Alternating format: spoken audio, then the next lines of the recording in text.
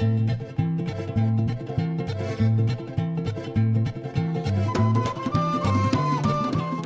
Bwanji from BA. This is the Rorshok Malawi update from the 20th May 2024. A quick summary of what's going down in Malawi.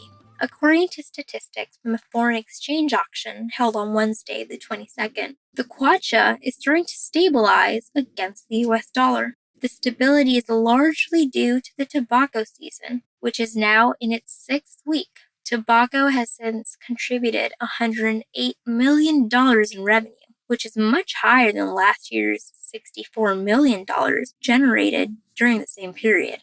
Currently, $1 is trading at 1,751 kwacha from about 1,200 3 months ago. The country's economy might recover smoothly due to other factors like donor support. For instance, the World Bank granted Malawi $80 million. The funds are meant to support the country's implementation of the Malawi Public Finance Management Strategy, which dictates how the government will generate its funds and systems for transparency to the public.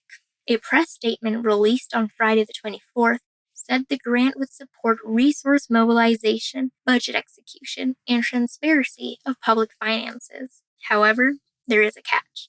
Malawi will only receive the grant after passing indicators such as an increase in revenue collected from domestic value-added tax, and a decrease in the differences between approved budgets and expenditures, among others. Nathan Belidi, the World Bank country director, said the grant will help resolve local fiscal challenges, such as low forex. Citizens will be voting for a new president next year, but the Malawi Electoral Commission, MEC, said that 95% of the required election devices haven't been delivered to the country. Emmanuel Fabiano, the Met Commissioner, said they have received nearly 300 of the 6,500 required election management devices, or EMDs, even though locals are expected to start registering to vote this September. The EMDs will help conduct voter registration, inspect the voters' register, and also help manage the results once they're out. On Friday the 24th, Fabiano said the EMDs they have now are enough to conduct initial training for over 15,000 people who will be registering voters. He said that the rest of the EMDs would be in the country before September. He also told the media that there aren't any issues in preparing for next year's elections. The MEC isn't the only company whose operations are in question. A new study by the Kamutsu University of Health Sciences, or KUIS, revealed that about 14% of the medicines commonly used in Malawi are either substandard or falsified. This means that the medications locals are receiving might make them sicker or lead them to an early grave. However, the study said this isn't only prevalent in Malawi. Over 50% of the prescriptions in low and medium-income countries are of low quality. Felix Kluziza, the associate professor at the KUI's Department of Pharmacy, said local manufacturers, who take up to 30% of substandard medicinal products, take advantage of Malawi's inability to assess the medicines they produce. However, Kluziza said they are yet to find explicit figures that connect deaths to the substandard medicines. Telecom Networks Malawi, or TNM, a telecommunications company, also fell into its customers' bad books after failing to offer internet services for nearly 2 days, starting from Tuesday the 21st. When queried by the media, Michael Herbert, the chief executive officer for TNM, said cuts to 2 undersea cables that they used to provide internet services caused the disruption. He also explained that the failure also affected other telecommunications companies in other countries like Tanzania and South Africa, since they all use the same cables. Halbert further explained that they lost revenue worth approximately 1 billion kwacha, or nearly $580,000. TNM made up for the inconvenience by gifting 1 million of its customers with various gifts, such as free internet bundles. However, a few days later, TNM got in people's bad books yet again on Africa Day. Many African countries observe Africa Day on the 25th of May. In Malawi, many companies took this as an opportunity to show up to work in different tribal outfits and took to social media to share pictures of their employees in their colorful clothes. TNM did the same, but locals didn't receive it very well. In the picture, Michael Herbert was dressed in a Ngoni chief's attire and seated on a chief's chair, with women and men kneeling at his feet.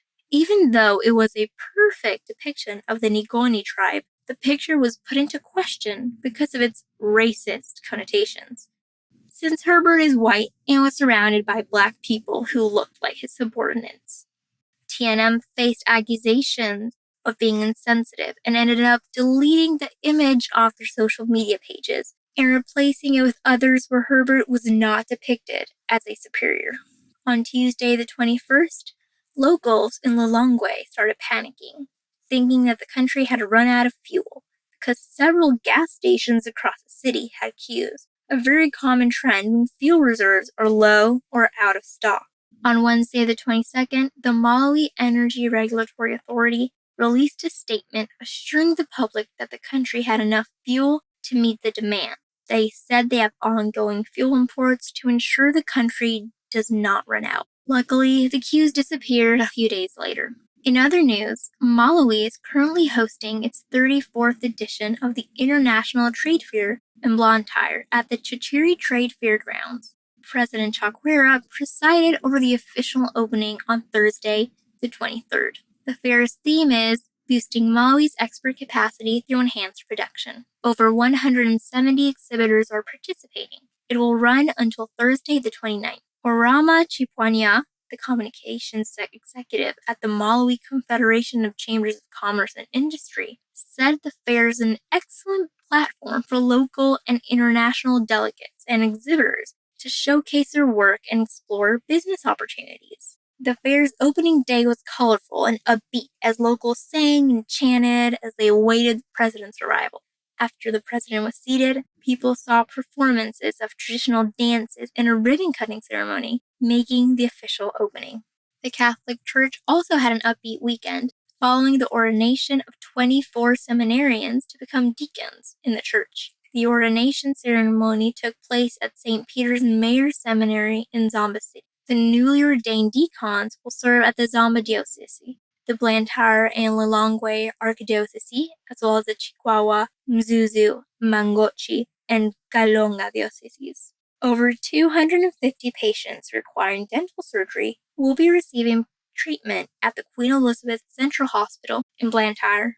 The patients were in Queen's backlog as Malawi only has one specialist who handles such cases. However, a team of 14 specialized surgeons from the U.S. flew into the country on Saturday the 25th and will be performing surgeries over the next 2 weeks. Dr. Tanya Unkungala, the team leader, said some of the cases including removing oral tumors. Meanwhile, Martha Chisuma, the director of the Anti-Corruption Bureau, or ACB, will be stepping down from her position on Friday the 31st. A few weeks ago, local media interviewed officials from the ACB to ask if they would renew Chisuma's contract.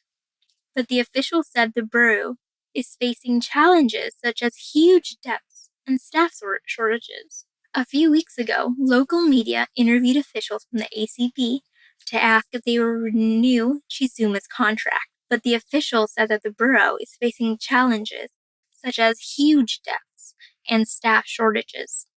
However, the ACB's remarks were put into question. Chisuma wrote to the office of the president and cabinet to renew her contract, but they denied her request. No one knows why, but they suspect it's because of Chizuma's 2022 blunder. She was arrested because of a leaked audio where she was telling her friend details about corruption involving government officials. More public officers might lose their jobs. On Friday the 24th, the Public Appointments Committee of Parliament, or PAC, said they would push for the dismissal of over 1,700 public officers who haven't declared their assets, businesses, and liabilities. Public offices should declare their assets in the first 3 months of the year. However, PAC wants to take it a step further by naming and shaming all the public offices that did not comply with the law.